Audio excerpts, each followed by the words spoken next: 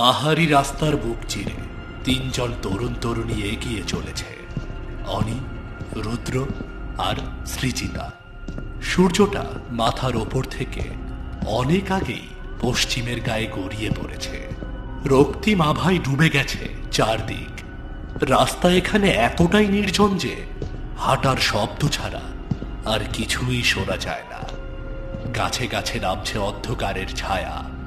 ঝোপের আড়াল থেকে মাঝে মাঝে কোনো অজানা পাখির চিৎকার ভেসে আসছে। এই নির্জনতা যেন ক্রমশ ওদের পেছনে চেপে বসেছে। পিঠে ভারী ব্যাগ নিয়ে হাঁটতে হাঁটতে অনি একটু হাঁপিয়ে পড়ে বলে, আর কত দূর রে? ক্লান্ত লাগছে ভীষণ।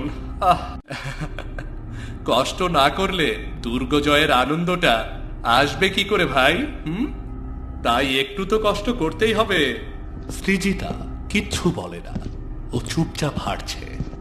তবে ওর চাহনি বলছে একটা অদ্ভুত অস্বস্তি ঘিরে ধরেছে ওকে। মাঝে মাঝে ও পেছন ফিরে তাকায়, যেন কেউ বা কিছু অনুসরণ করছে ওদের। আরো খানিকটা হাঁটার পর একটা ছেঁড়া সাইনবোর্ডের সামনে এসে দাঁড়ায় ওরা। বোর্ডটা এতটাই মরচে ধরা যে লেখাগুলো পড়া খুবই মুশকিল, তবে স্পষ্ট বোঝা যায়, বিপজ্জনক এলাকা, সাবধান। রুদ্র খ্যাক খ্যাক করে হেসে উঠে বলে,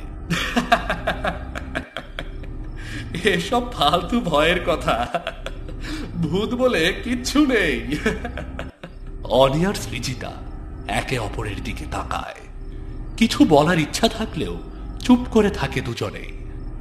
এরপর দেখতে দেখতেই সামনে এগিয়ে আসে সেই ভাঙা পরিত্যক্ত দুর্গ।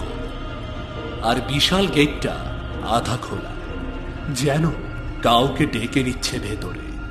দেয়ালের গায়ে অদ্ভুত সব দাগ, কোথাও শুকিয়ে যাওয়া কিছু লালচে দাগ, কোথাও গভীর আঁচড়ের মতো দাগ। ওরা টর্চ জ্বালিয়ে ভেতরে ঢুকে পড়ে। ভেতরে হালকা ধুলোর গন্ধ আর পুরনো পচা কাঠের গন্ধে ভরা বাতাস। প্রতিটি পদক্ষেপে কেঁপে কেঁপে উঠে মেঝে। চারদিকে শুধু পাথর আর ধ্বংসাবশেষ। এক কোণায় একটা পুরনো কাঠের বাক্স পড়ে আছে। ধুলো ঝেড়ে বাক্স খুলতেই বেরিয়ে আসে একটি ময়লা ডায়েরি, চামড়ায় বাধাই করা।